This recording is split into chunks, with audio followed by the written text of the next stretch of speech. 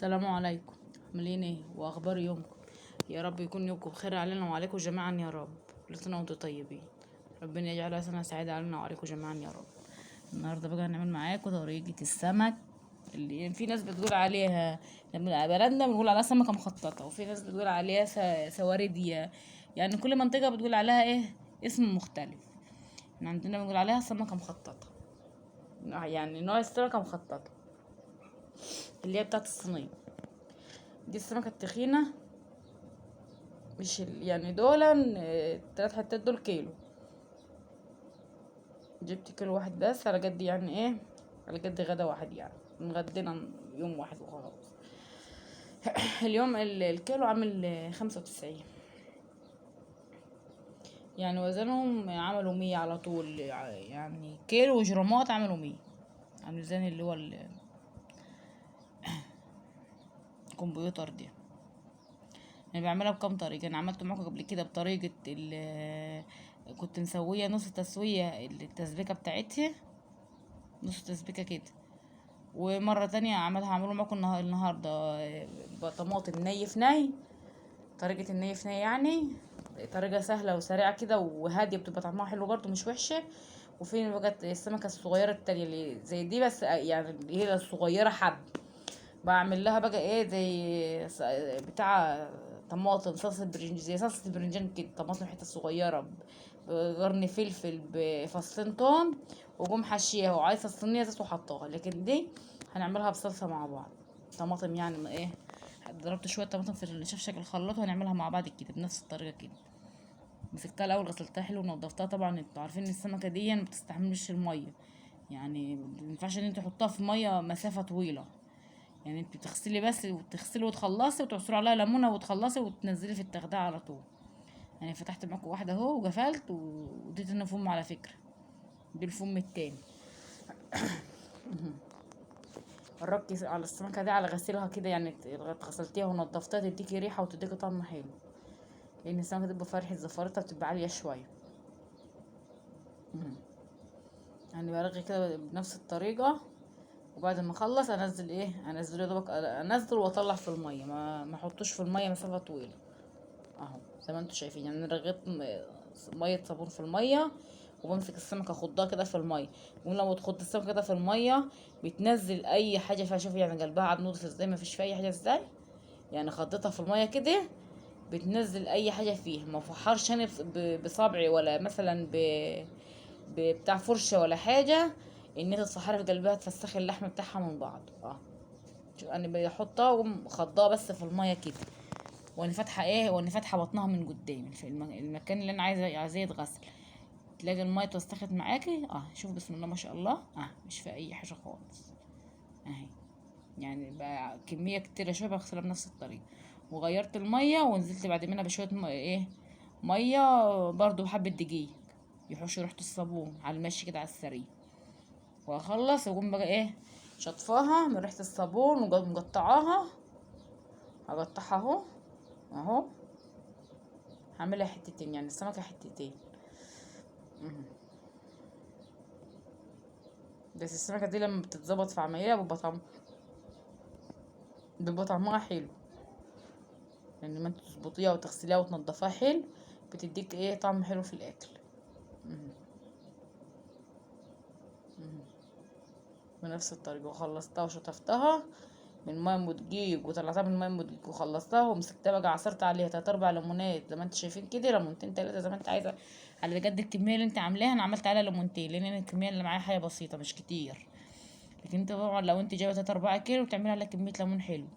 وهنسيبها فريح مني حبه ربع ساعه ولا حاجه، اما نجهز بقى مع بعض الطماطم. وكنت مقشره التومه وعملتها. مسكت التومه دجيتها الاول بحبه ميه، بحبه ملح ابيض، وقمت نازله عليها في ايه، بقرنين قرنين فلفل، واللهم صل على النبي، والبهارات. بس دي كله كان معمول في فيديو على التليفون، والتليفون ايه، مسحه. بس هو عبارة عن زيت وفلفل اسمر وكمون وشعرة شطة ناشفة وشعرة كزبرة على شوية الزيت. وقمت نازلة بشوية بدقة التوم اللي هي التومة بقرن فلفل احمر بقرن فلفل اخضر، وقمت مقلباه بنفس الطريقه وعليها ليمونتين. بس ده كله نزل والتليفون ما سجلوش. يعني اصل التليفون بتاعي انتوا عارفين ان ايه، يعني تحسوا ان هو تعبان شويه. يعني كنت فاتحه التليفون وهو اساسا ما بصورش بنفس الطريقه دي. يعني كانت ماشيه معاكم خطوه بخطوه، بس والله ما صورها الخطوه دي. بس زي ما انا قلت لك كده، زي ما انا حكيت لكم كده. هحكيها لكم تاني برضه. فلفل اسمر وكمون وكزبره وشعرة شطه ناشفه على شويه زيت، وجيت نزلت عليهم بالتومه معموله في في قرنين فلفل احمر على اخضر متقلب في بعض، وقمت نازله فيه وبليمونتين، وقمت ماسكاها مضرباها تضربه حلوه بالمعلقه، مقلباها تقليبه حلوه دعكها في بعضها.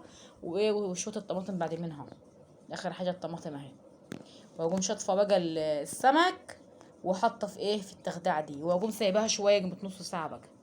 يعني انا عملت الخلطه وكله عما هي اتنقعت شويه في الليمونه لوحدها، طبعا مش بدون ميه عشان السمكه دي متستحملش الميه. لو انت سبتها نص ساعه في الميه ولا 10 دقايق في الميه، يعتبر انت مش هتلاقيها سمكيه، مش هتلاقيها سمكه، لان السمكه دي ما بتستحملش، بتنهار على طول. هشطف واحط في الايه، في الميه، في التخديعه، وهقلبها كده واسيبها بقى جنب نص ساعه. يعني على قد ما انت مثلا انت ممكن تعملها وتسيبها ساعتين تلاته في التلاجة، وممكن تعملها وتسيبها نص ساعه على البوتاجاز كده وتقوم مزجاها في الفرن.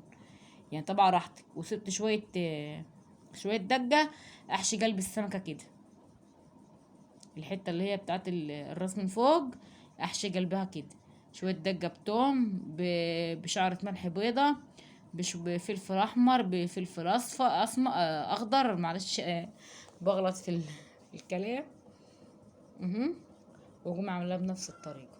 اه واقوم سايبها بقى شويه في الايه، في الخلطه دي. انت ممكن تعمليها وتسيبها في التلاجة كسدرلاندا كده ساعتين تلاتة، وممكن تعمليها وتنقعها مثلا. انا بسيبها قيمة نص ساعه كده، واقوم حطاها في الايه، زجاها في الفرن اهو. وممكن اعملها كده يعني ساعة ما باجي من السوق اقوم ماسكاها غسلاها ومنضفاها وعاملاها بنفس الطريقة، وحطاها جسد اللندا بقى لما ايه، لما اجي اطبخ، لما عاوزة ازجها في الفرن.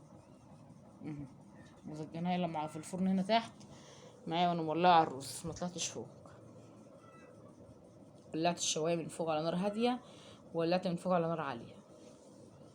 سبتها مع نفسها بقى شوفوا اهي، خدت لون من فوق اهي. انا كل شويه بوريها لكم ولونها بتغير بوريها لكم. ونزلت بشويه زيت في ارضيه الحله، بعلوهم بشويه ميه، وهنسقط الرز مع بعض. اشهد ان لا اله الا الله واشهد ان محمد رسول الله. هننزل مع بعض بالرز بقى. الميه غلت اهي بالزيت بنحة سمنه فتحتها، ونزلت عليها بالزيت بالميه. ايه التوهان اللي انا فيه دي يا ربي. وايه، وهنحط جاد الرز اهو. وعلى فكره الرز بتاعنا ما بياخدش ميه كتير، على خنجة المعلقه كده. لو انا زودت شويه بيروح معجون، ولو انا غسلته من غير ما اغلي الميه مع انها حله صغيره ما بتبقاش مظبوطه، بتبقى قريت الحله من تحت بحس ان هي معجونه. فطوالي اغلي الميه، يعني طوالي هو نوع الرز ما بيستحملش الميه، يعني عشان احط اسقط الرز في الميه يقوم الرز ايه، غليان على طول، ما تستناش كتير. وهو السمك اهو، هو يعتبر استوى، بس انا هسيبه ياخد ايه، ياخد كمان لون شويه، لان عندنا البنات بيحبوا اللون بتاعه من فوق كده يكون غامق شويه. الرز حسيت ان هو مفلس. يعني ايه مفلس يا ولاه؟ يعني ناحيه واطيه وناحيه عاليه، قمت ماسكه مغرزاه بالمعلقه عشان يرفع مع بعض. احنا بنقول عليه مفلس. مفلس يعني ايه، الحله جنبت يعني. وادي شكل السمك شوف شكله ولونه، يعني دي الشكل النهائي. والله الشكل بيتكلم عن نفسه. والرز اهو خلصته وقلبته وبتكلم عن نفسه. وادي الشكل بتاعنا النهائي. عملنا غسلنا خضره بس ما طلعتش على الكاميرا، نسيتها خالص. وعملت حبيت بطاطس وعملت سلطه، ودي صلصه من تخديعه السمك، وجتايه وخيارايه ومش عارف ايه. ظبطنا الدنيا دي. وما تنسوناش كده باللايكات والاشتراكات عشان القناه تكبر ونزلكوا كل جديد. والسلام عليكم.